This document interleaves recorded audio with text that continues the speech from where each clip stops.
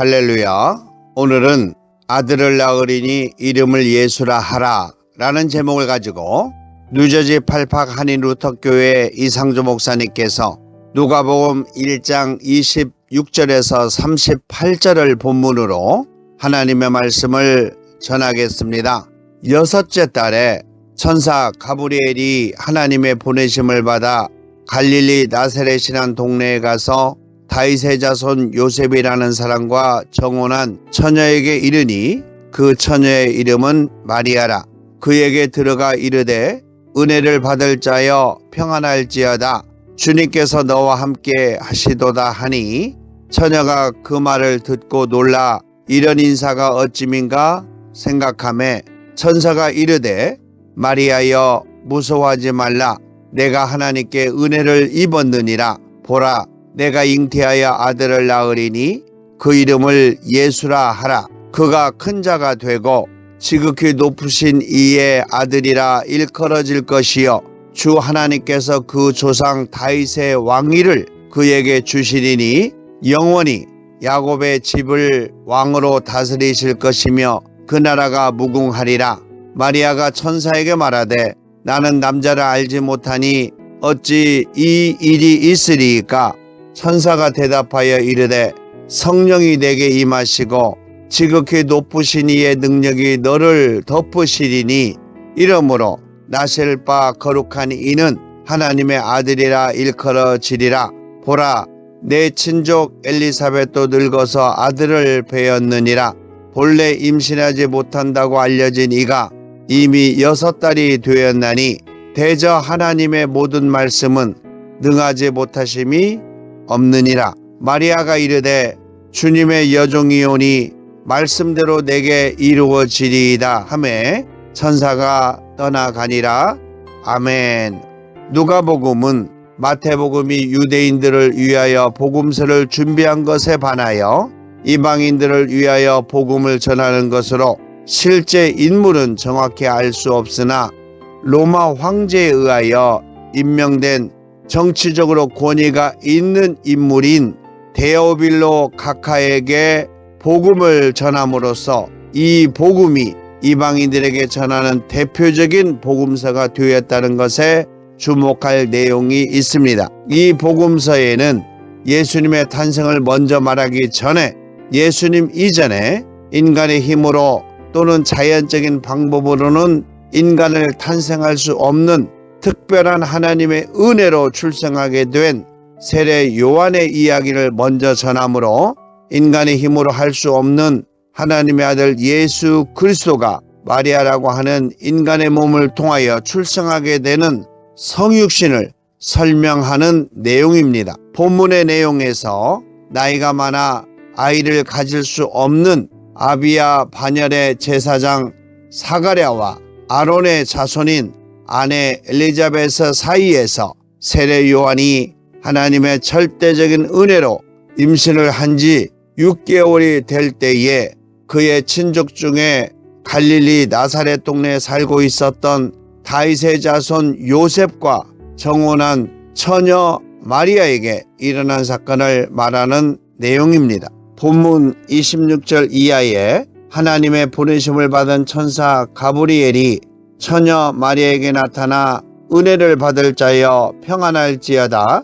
주님께서 너와 함께 계시는도다 하니 그 처녀가 이 말을 듣고 놀라 이런 인사가 어찌민가 생각했다라고 말하고 있습니다. 본문의 내용을 조금 더 깊이 생각해 보면 가브리엘이라고 하는 천사가 정혼한 처녀 마리아에게 은혜를 받을 자여 라고 하신 말은 앞으로 임신을 하게 될 것이다 라고 하신 것이 아니라 하나님의 주권으로 이미 임신을 하였다라고 하신 내용인 것입니다.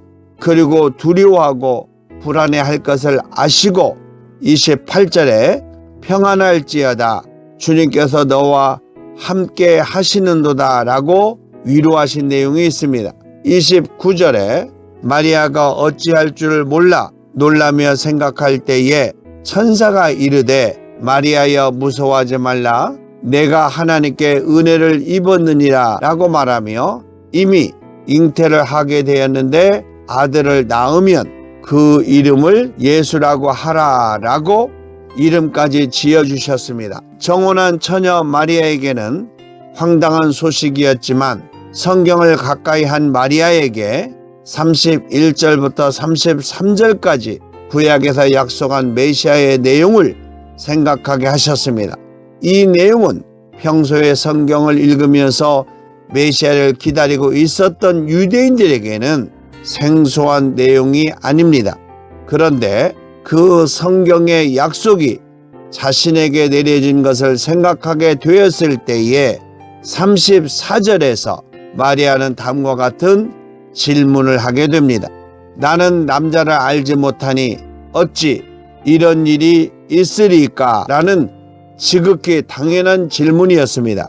그랬더니 35절에서 천사 가브리엘은 마리아의 질문을 답해 주셨는데, 성령이 내게 임하시고 지극히 높으신 이의 능력이 너를 덮으시리니 이러므로 나실 바 거룩한 이는 하나님의 아들이라 일컬어지리라 라고 대답해 주었습니다. 이곳에서 성삼위 하나님의 역사라는 것을 알게 해 주시는 내용인 것입니다. 성령과 지극히 높으신 이, 즉 하나님의 능력, 그리고 하나님의 아들 예수님에 대하여 말씀하고 있습니다.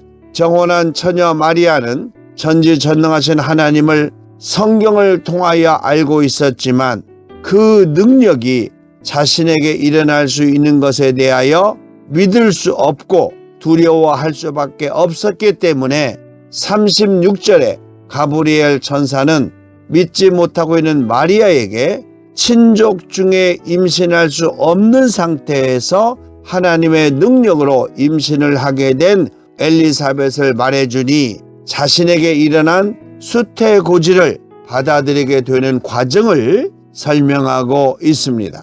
보라, 내 친족 엘리사벳도 늙어서 아들을 배었느니라. 본래 임신하지 못한다고 알려진 이가 이미 6달이 되었으니 대저 하나님의 모든 말씀은 능하지 못하심이 없느니라 라고 하셨습니다. 말씀으로 천지를 창조하신 하나님께서 말씀으로 성령을 통하여 남자를 가까이 해본 적이 없는 정혼한 처녀 마리아에게 하나님의 말씀이 이루어지게 되었다는 것입니다. 정혼한 처녀 마리아는 이 사실을 알게 되고 믿음으로 받아들이며 38절에서 그 고백을 하게 되는 것입니다. 마리아가 이르되 주님의 여종이오니 말씀대로 내게 이루어지리이다 하매 천사가 떠나가니라 라고 하셨습니다. 오늘 말씀하고 있는 본문은 마리아가 꿈에 가브리엘을 만났다고 말하지 않는 것을 통하여 전지전능하신 하나님께서 인간의 눈으로 볼 수 없는 천사 가브리엘을 인간의 눈으로 볼 수 있고 대화를 할 수 있는 하나님의 전능하신 방법으로 마리아를 만나주신 것을 알 수 있습니다.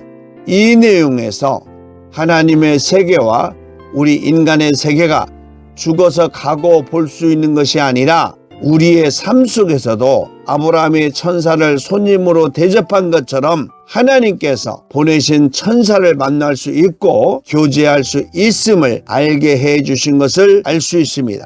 그리고 하나님께서는 우리가 이해할 수 있도록, 그리고 우리의 입장에서 알 수 있도록, 그래서 무섭거나 두려워하지 않도록 해 주신다는 것도 알 수 있습니다. 이것이 모두 37절에 천사 가브리엘이 말한 것처럼 대저 하나님의 모든 말씀은 능하지 못하심이 없느니라 라고 하신 것이 이루어진 것을 알 수 있는 내용인 것입니다. 오늘 본문을 통하여 아들을 낳으리니 그 이름을 예수라 하라 라고 하신 우리 하나님께서 우리에게 하시고자 하신 말씀을 정리해 보기를 원합니다. 첫째, 하나님께서는 하나님의 방법으로 우리를 만나주신다는 것입니다. 27절에 하나님의 보내심을 받아 약혼한 처녀에게 이르니 라고 말씀하고 있습니다. 열왕기상 19장 11절에 여호와께서 이르시되 너는 나가서 여호와 앞에서 산에 서라 하시더니 여호와께서 지나가시는데 여호와 앞에 크고 강한 바람이 산을 가르고 바위를 부수나 바람 가운데서 여호와께서 계시지 아니하며 바람 후에 지진이 있으나 지진 가운데서도 여호와께서 계시지 아니하며 또 지진 후에 불이 있으나 불 가운데서도 여호와께서 계시지 아니하시더니 불 후에 세미한 소리가 있는지라 라고 말하고 있습니다. 우리 여호와 하나님께서는 약속하신 대로 우리의 생각과 우리의 환경을 뛰어넘어서 우리에게 가장 가까이에서 우리를 만나주신다는 것입니다. 요한복음 20장 19절에 이날 곧 안식구 첫날 저녁 때에 제자들이 유대인들을 두려워하여 모인 곳의 문을 닫았더니 예수님께서 오사 가운데 서서 이르시되 너희에게 평강이 있을지어다 라고 말씀하셨습니다. 예수님께서 부활하시고 난 이후에는 시간과 공간과 모든 것을 초월해서 우리를 만나 주실 수 있다, 이렇게 성경에서 말씀하고 있습니다. 마태복음 14장 14절에 예수님께서 나오사 큰 무리를 보시고 불쌍히 여기사 그 중에 있는 병자들을 고쳐주시니라 라고 말하고 있습니다. 예수님께서는 우리에게 직접 나와 우리를 만나주시고 우리의 모든 부분을 해결해 주시고 치료해 주시고 또 축복해 주신다는 것을 성경을 통해서 말씀하고 있습니다. 두 번째는 하나님께서는 우리의 입장으로 오셔서 우리에게 은혜를 주신다는 것입니다. 30절에 무서워하지 말라 하나님께 은혜를 입었느니라 라고 말씀하고 있습니다. 누가복음 7장 34절에 인자는 와서 먹고 마시매 너희 말이 보라 먹기를 탐하고 포도주를 즐기는 사람이요 세리와 죄인의 친구로다 하니라 라고 말하고 있습니다. 우리의 입장으로 내려오셔서 우리를 만나주신다는 것입니다.